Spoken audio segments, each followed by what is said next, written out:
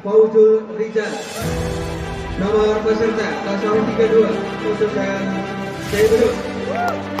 Juara 2 nilai 93 atas nama Muhammad Nuruddin Zaini SPD. Nomor peserta 036 khususan Sekubang.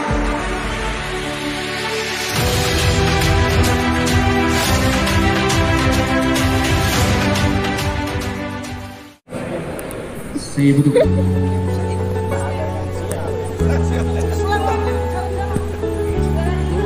Juara 2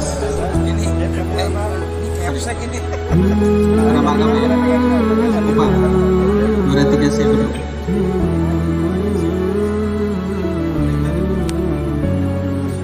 في الليالي عام البنادق مشتكى لعنيك وحشني الوقاء بلني مشغول بهواك على طول والليل يطول وانا مش وياك في الليالي عام البنادق مشتكى لعنيك وحشني الوقاء بلني مشغول بهواك على. Sudah disampaikan oleh Nabi, barang siapa yang mengajak satu orang dapat hidayah, wabohum ilal islami wa abdulhum bima yajibu alaihim, maka Nabi mengatakan bersumpah dan seterusnya, wallahi la yahdiyakallahu bi rajulan wahidan khairum min humurin na'im. Sesungguhnya kata Allah, saya bersumpah kata Rasulullah, kalaulah ada orang mengajak satu orang kemudian orang didapat satu hidayah, maka apa kata Nabi, khairum min humurin na'im, itu lebih baik daripada dia memiliki unta yang merah. Kita tahu kalau unta biasa itu harganya sekitar 50 sampai 60, tapi ini unta merah kembaran yang paling hebat ketika dikendarai oleh Nabi, harganya sekitar 100. Kalaulah satu orang kita di Batam mengajak orang yang dulunya dia sakau, dia narkoba, dia berzina, na'udzubillah, tapi diajak dia berhijrah menjadi istiqomah dalam masjid, kemudian dia bergerak membantu kemudian gerakan-gerakan dakwah, maka kita mendapatkan seakan-akan kita mendapat 100. Kalaulah satu bulan kita dapat 30, berarti kita dapat 3M. 3M kita digaji oleh Allah ketika kita mengajak orang ke jalan Allah.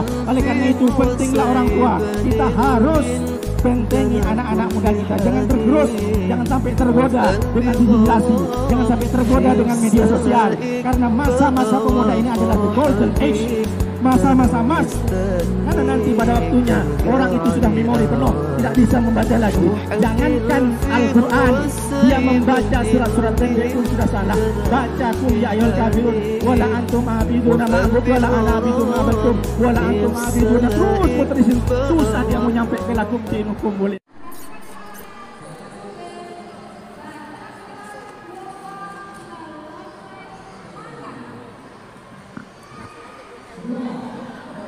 Bismillahirrahmanirrahim.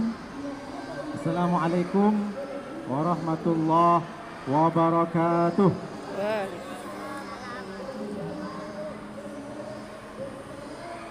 Anak raja menunggang gajah, gajah ditunggang ke kampus Uniba. Saya pernah juga berceramah, tapi baru kali ini ikut lomba. Bismillahirrahmanirrahim.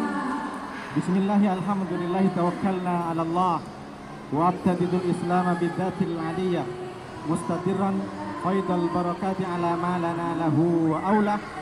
Wassalatu wassalamu ala Rasulillah Sayyidina Muhammadin ibni Abdillah wa ala alihi wa ashabihi wa man tabi'ahu wa mawala. Subhanaka la ilma lana illa ma 'allamtana innaka antal alimul hakim. Rabbi israh li sadri wa yassir li amri wahlul 'uqdatam min lisani yafqahu qawli. Amma ba'du. Para alim ulama, para asatidz, para habaib semuanya, Bapak Ibu, wabil khusus Dewan Hakim, selawat kepada Nabi, maka dia berpisah dengan bau busuk yang lebih busuk daripada bangkai. Maka majlis hari ini agar berkah, tidak menjadi majlis seperti bangkai, kita baca salawat kepada Nabi. Allahumma sholli ala Sayyidina Muhammad wa ala ali Sayyidina Muhammad. Hadirin saudaraku yang dimuliakan oleh Allah SWT, sesuai dengan tema yang sudah ditentukan di teknik kemarin, bahwa saya akan membawakan pada hari ini adalah generasi Quran, generasi dakwah, membangkitkan agama Islam nanti di masa depan. Maka Al-Quran sudah mencontohkan. Kadang orang berpikir mendidik anak itu dimulai dari sejak lahir. Salah. Al-Quran sudah mengatakan mencontohkan kehidupan Ali Imran dan Siti Hana. Al-Quran tidak pernah menyebutkan kehebatan Nabi Isa, tidak. Tapi jauh daripada itu, Al-Quran sudah menyebutkan bagaimana hebatnya Ali Imran. Seorang biasa, bukan Nabi, bukan Rasul, tapi kehebatannya, kedekatannya dengan Allah, Allah sampaikan dalam Al-Quran. Bahkan di hadiah satu surat langsung, Ali Imran. Idh qalat imra'atu Imran rabbi inni nadhartu lama fi batni muharraram fataqabbal minni innaka antas samiul alim. Pertama, ada 3 fase yang mesti orang tua bagaimana caranya mendidik anak sesuai dengan hadis, sesuai dengan Al-Quran. Hana pertama kali ketika dia ingin menyiapkan anaknya menjadi anak yang soleh, maka dimulai ketika bayi itu sudah di kandungan. Apa kata si Hana? Rabbi inni nadartu laka ma fi batni muharraran. Ya Allah, saya bernadar, saya bermaksud bayi yang ada di perutku ini menjadi hamba yang hanya mengabdi kepadamu. Muharraran. Kalau kita ilustrasikan pada hari ini, si Hana tidak pernah berniat anaknya untuk menjadi gubernur, untuk menjadi presiden, untuk menjadi wali kota, untuk menjadi direktur dalam perusahaan. Tapi dia berniat bernadar kepada Allah, ikrar kepada Allah, anaknya menjadi hanya satu-satu menyembah kepada Allah. Yang pertama berarti fase dalam mendidik anak adalah doa kepada Allah. Dan Allah juga bukan hanya menganjurkan doa itu dari ibu, bahkan bapaknya juga. Ini disebutkan dalam surat Al-A'raf ayat 189. Falamma tagasyaha hamalat hamlan khafifan famarrat bihi falamma athqalat da'allahu rabbahuma. Kata Allah, ketika seorang suami sudah menggauli istrinya, lalu kemudian istrinya hamalat hamlan khafifan, istri ini hamil ringan, famarrat bihi berlangsung semakin besar, falamma athqalat, ketika kandungannya ini sudah mulai besar, maka Allah menyarankan kepada orang tuanya, da'awallahu rabbuhuma tasniyah, maka kedua orang tuanya berdoa kepada Allah. Apa maknanya? Kalaulah bayi yang di kandungan ini orang tuanya mempraktekkan, memaksimalkan dirinya untuk berdoa kepada Allah, setelah berdoa jangan berhenti di situ. Bayi lahir, maka pastikan bayi ini mengkonsumsi makanan-makanan halalan thayyiban. Jangankan yang haram, yang syubhat tidak boleh masuk. Oleh karena itu kenapa Allah anugerahkan rizki yang paling halal pertama kali kepada bayi? Apa itu? ASI. Surat Al-Baqarah 233. Wal walidatu yurdi'na auladahunna haulaini kamilaini liman arada yutimma radha'ata wa 'alal mauludi lahu rizquhunna wa kiswatuhunna bil ma'ruf. Apa kata Allah? Hendaknya ibu-ibu itu menyusui anaknya sampai kapan? Haulaini kamilaini, 2 tahun berturut-turut bagi ibu yang menyempurnakan susuannya sampai 2 tahun. Dan jangan lupa perhatikan kalimatnya setelah itu, wa 'alal mauludi lahu. Bapaknya jangan hanya berdiam diri, memaksimalkan bagaimana rizquhunna wa kiswatuhunna bil ma'ruf. Pastikan rizki, makanan yang masuk. Bagaimana ketika Imran dan Hana mencontohkan ketika sudah mulai beranjak besar, mulai beranjak remaja, Siti Maryam, maka dipasrahkan wakafalaha Zakaria. Jadi sekarang banyak orang, ya Allah, jadikan anak yang soleh, anak saya yang hebat, hafal Quran. Tapi ketika besar tidak dipasrahkan di pondok yang mengajar Al-Quran. Bagaimana anak bisa hafal Quran? Bagaimana anak bisa paham dengan tafsir Al-Quran? Banyak orang tua berdoa, ya Allah, anak saya jadikan anak yang paham dengan sholat. Right can be spirit. Tak bisa dipisahkan. Doa iya, kasih makan yang halal iya, lalu yang terakhir pastikan anak ini mendapatkan bimbingan yang terbaik dari guru yang terbaik, tidak hanya banyak ilmunya, tetapi juga dekat dengan Allah. Itulah kenapa ketika Al-Quran yang sudah diturunkan ditampilkan, ada turunan tampilan ayatnya. Innama, surat Al-Fatir ayat 28, innama yakhshallaha min ibadihil ulama. Sesungguhnya dari hamba-hambaku yang takut kepada Allah adalah ulama, jamak dari alim, orang-orang berilmu. Apa maknanya? Berarti kalau orang berilmu, dia tidak dekat dengan Allah, tidak takut dengan Allah, ada yang salah dalam belajar ilmunya. Maka orang yang berilmu itu adalah menjadikan dirinya dekat dengan Allah. Kalau berilmu dia gunakan mengamalkan prakteknya, dia takut ketika berbohong, dia takut. Jadi pada sekarang orang, oh saya tahu. Makanya itu bedanya ilmu dengan knowledge. What is the difference? Ilmu dengan knowledge, itulah maknanya penting. Kalau hanya sekedar tahu, banyak orang tahu ini haram, ini halal, tapi tak dia praktekkan. Makanya pepatah Arab mengatakan al ilmu bila amalan kasyajari bila tamarin. Ilmu itu kalau tidak diamalkan seperti pohon tak berbuah, hanya menjulang tinggi, akarnya merusak rumah. Lalu kemudian ketika 3 fase, 3 tips ini sudah dilaksanakan, dipraktekkan oleh kedua orang tua, maka tentu anak ini tumbuh menjadi pemuda-pemuda hebat yang akan menjadi garda terdepan dalam kebangkitan dan kejayaan Islam di masa depan, dan menjadi generasi Quran, generasi dakwah. Ud'u ila sabili rabbika bil hikmati wal mau'izatil hasanah. Ajaklah orang ke jalan Allah. Ketiga, dengan pembicaraan yang baik dan pengajaran yang bijak. Apa maknanya? Setiap orang itu harus menjadi pendakwah. Dakwah itu beda. Ada dakwah, ada da'i, ada alim. Dakwah itu diambil dari kata da'a yad'u dakwatan.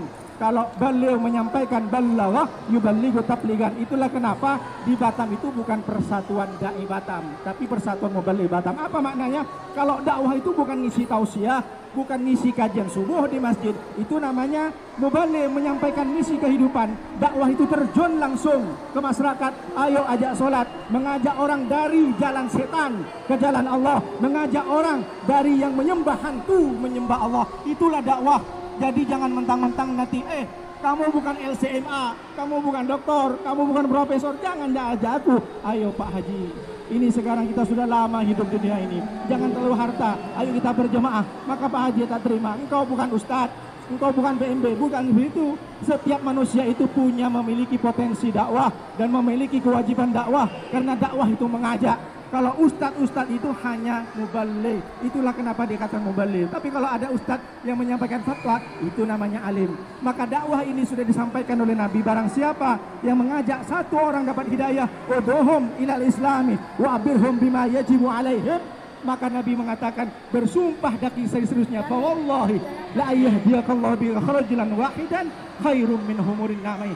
Sesungguhnya kata Allah, saya bersumpah kata Rasulullah, kalaulah ada orang mengajak satu orang, kemudian orang didapat satu hidayah, maka apa kata Nabi? Khairum min humurin nama'i. Itu lebih baik daripada dia memiliki unta yang merah. Kita tahu kalau unta biasa itu harganya sekitar 50 sampai 60. Tapi ini unta merah, kendaraan yang paling hebat ketika dikendarai oleh Nabi. Harganya sekitar 100. Kalaulah satu orang, kita di Batam mengajak orang yang dulunya dia sakau, dia narkoba, dia berzina, naudzubillah min dzalik, tapi diajak dia berhijrah menjadi istiqomah dalam masjid, kemudian dia bergerak membantu kemudian gerakan-gerakan dakwah, maka kita mendapatkan seakan-akan kita mendapat 100. Kalaulah satu bulan kita dapat 30, berarti kita dapat 3M. 3M kita digaji oleh Allah ketika kita mengajak orang ke jalan Allah. Oleh karena itu pentinglah orang tua, kita harus bentengi anak-anak muda kita. Jangan tergerus, jangan sampai tergoda dengan digitalisasi, jangan sampai tergoda dengan media sosial. Karena masa-masa pemuda ini adalah the golden age,